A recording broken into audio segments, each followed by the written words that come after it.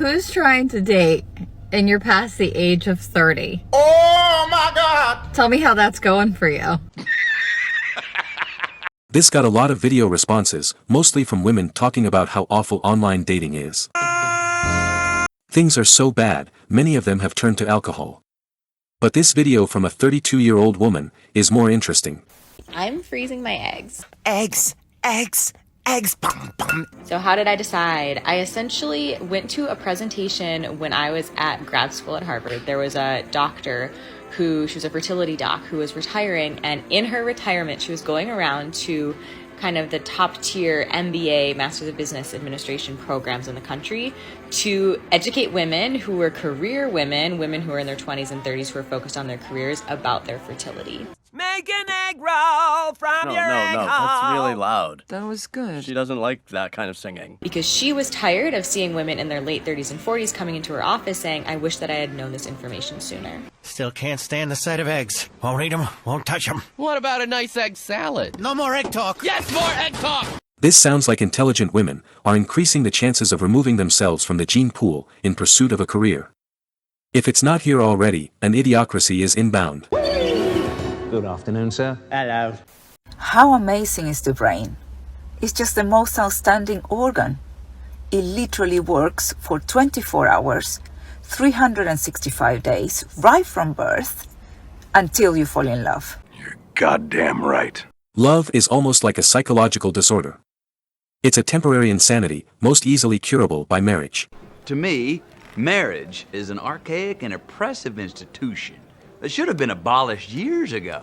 All right, and love, it's magical comfort food for the weak and the uneducated. Yeah, it makes you feel all warm and relevant, but in the end, love leaves you weak, dependent, and fat.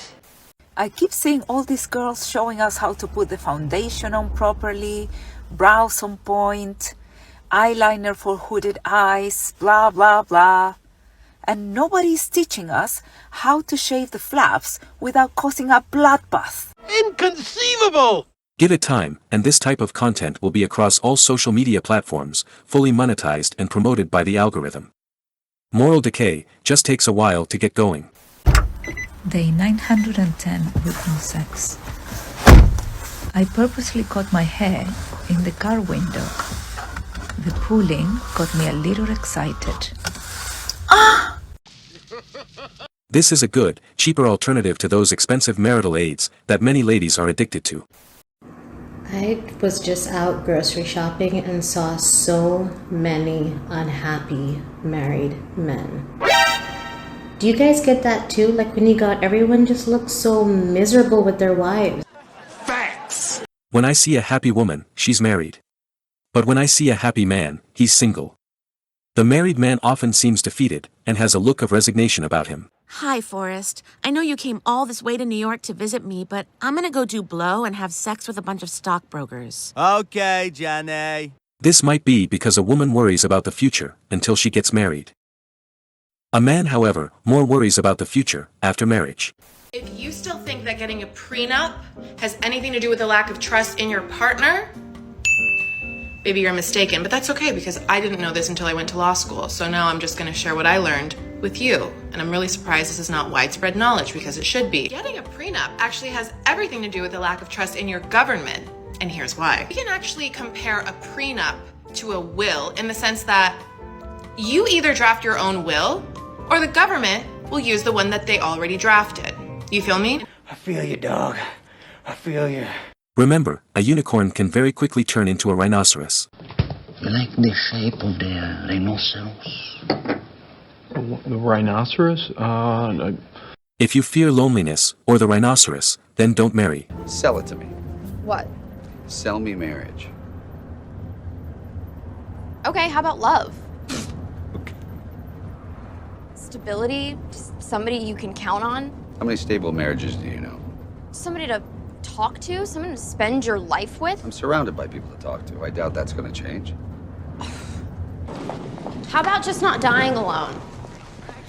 Starting when I was 12, we moved each one of my grandparents into a nursing facility. My parents went the same way. Make no mistake, we all die alone. It's It's not about whether you want a prenup or you don't want a prenup. It's a matter of which prenup do you want? The one that you drafted, that you agree with, that you think is fair, or in the instance of death or divorce, the one that the government already drafted. It's up to you. You better check yourself before you wreck yourself. Now, if you think that your government will do an efficacious job at dividing your assets and making sure that your loved ones are provided for in the instance of death or divorce, then by all means, a prenup. However, if you do experience some distrust in the way that the government does things and has done things through the course of your life, Oh my God! you should probably get a prenup. Yeah, that sounds good. Of course, prenuptial agreements can be contested, but it's still a wise investment. Protect yourself at all times, because marriage has a high chance of failure. Imagine being the man, in the next clip, only to get fleeced by the divorce system. Thanks, everyone. Goodbye, Mom. Goodbye, Dad. Goodbye, friends. Goodbye, free time. Farewell, sex. So long, golf on TV. I'll miss you, privacy. Goodbye, being honest about how many beers I've had. Nice knowing you, my own choices. See you later, money.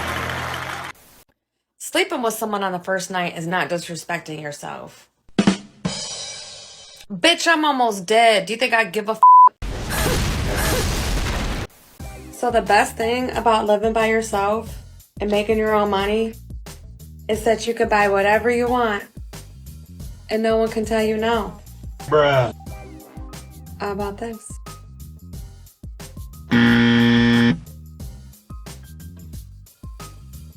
Welcome to the post-wall, fully westernized, modern woman. I don't do all this texting back and forth shit. Are you coming over to f or what? No! God, please, no! No! That would be a hard pass. Hi, Forrest. Now that I have the most contagious and incurable disease known to mankind, I'll finally have pity sex with you. Okay, Jenny. And I'll mow the grass and raise the AIDS, baby. I am condemned to see the world as it really is, and love is a myth. Oh, good. Because I was afraid you were going to make a really long, cynical speech. Truth hurts, baby.